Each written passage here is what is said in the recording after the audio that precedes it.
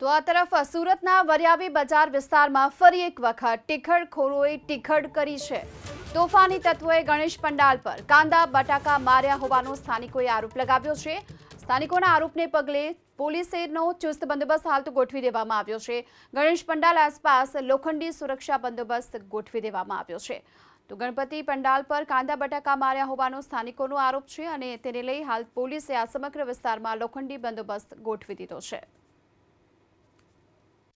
3 રાતથી ઉજાગરા છે ભાઈ। કાંદા બટાકા આવું ફેંકે। આજે તો 8 વાગે ફેંકે બરફ, કાંદા બટાકા ફેંકે, પથ્થર ફેંકે।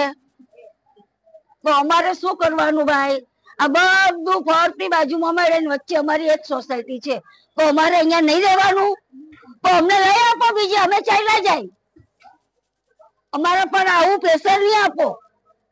આ ઉંમરે અમે ક્યાં જઈએ? તો કાલે 2:30-3 વાગ્યાથી ચાલુ હતું પથ્થર મારવો। કાંદા એ લોકોના ઘરમાં કાંદા ટામેટા વધારે હતા, એ લોકો ફેંકતા હતા, તો બી અમે ઇગ્નોર કર્યું, ચલો ભાઈ જે હશે તે।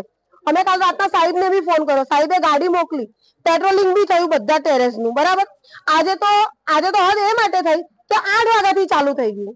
અમારા બાળકો નાના છે, બધા શેરીમાં રમે, અમારા બાળકોને કઈ થયું તો અમે શું કરશું? અમે કોને કહેશું કે અમારા બાળકને શું થશે?